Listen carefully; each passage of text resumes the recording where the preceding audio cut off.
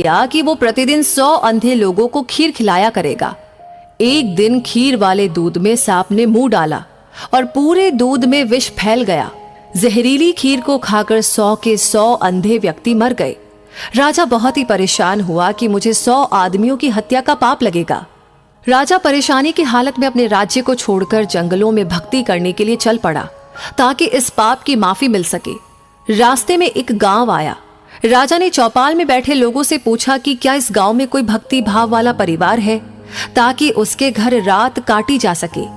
चौपाल में बैठे लोगों ने बताया कि इस गांव में 2 बहन भाई रहते हैं जो खूब पूजा पाठ करते हैं। राजा उनके घर रात में ठहर गया। सुबह जब राजा उठा तो लड़की पूजा पर बैठी हुई थी। इससे पहले लड़की का रूटीन था कि वो दिन निकलने से पहले ही पूजा से उठ जाती थी और नाश्ता तैयार करती थी। लेकिन उस दिन वो लड़की बहुत देर तक पूजा पर बैठी रही। जब लड़की उठी तो उसके भाई ने कहा कि बहन, तू इतनी देर से उठी है? अपने घर मुसाफिर आया हुआ है, उसे नाश्ता करके दूर जाना है। लड़की ने जवाब दिया कि भैया, ऊपर एक मामला उलझा हुआ था। धर्मराज को किसी उलझन भरी स्थिति पर कोई फैसला लेना था और मैं वो फैसला सुनने के लिए रुक गई थी, इसीलिए देर तक ध्यान करती रही। तो उसके भाई ने पूछा कि ऐसी क्या बात थी? तो लड़की ने बताया कि फला राज्य का राजा अंधे व्यक्तियों को खीर खिलाया करता था, लेकिन दूध में सांप के विष डालने से 100 अंधे व्यक्ति मर गए।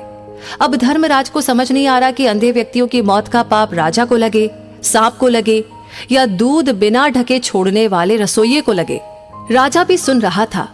राजा को अपने से संबंधित बात सुनकर दिलचस्पी हो गई और उसने लड़की से पूछा कि फिर क्या फैसला हुआ। लड़की ने बताया कि अभी तक कोई फैसला नहीं हो पाया था। तो राजा ने पूछा कि क्या मैं आपके घर एक रात के लिए और रुक सकता हूँ? दोनों बहन भाइयों ने खुशी से उसको हाँ कर दी। राजा अगले दिन के लिए रुक गया, लेकिन चौपाल में बैठे लोग दिन भर यही चर्चा करते रहे कि कल जो व्यक्ति हमारे गांव में एक रात रुकने के लिए आया था और कोई भक्ति भाव वाला घर पूछ रहा था, उसकी भक्ति का नाटक तो सामने आ ही गया है। रात काटने के बाद वो इसलिए नहीं गया क्योंकि जवान लड़की को देखकर उस व्यक्ति की नीयत खोटी हो गई, इसलिए वो उस सुंदर और जवान लड़की के घर पक्के तौर पर ही ठहरेगा या फिर लड़की को लेकर भागेगा। दिन भर चौपाल में उस राजा की निंदा होती रही।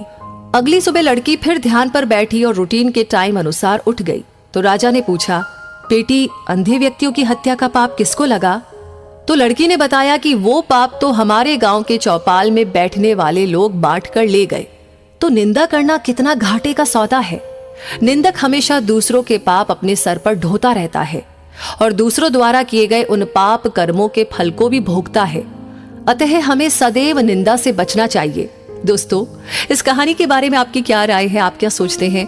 हमें जरूर कमेंट बॉक्स में लिख करके बताइएगा। बहुत अच्छा लगता है आपके प्यारे प्यारे कमेंट्स को पढ़कर।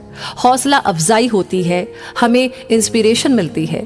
साथ ही साथ आपने लाइक कर दिया है तो इस कहानी को शेयर जरूर से कीजिएगा, क्योंकि आपका हर एक लाइक, हर एक शेयर, हर एक कमेंट हमें मोटिवेट करता है ऐसी ही प्रेरणादायक वीडियो आपके सामने लाने के लिए।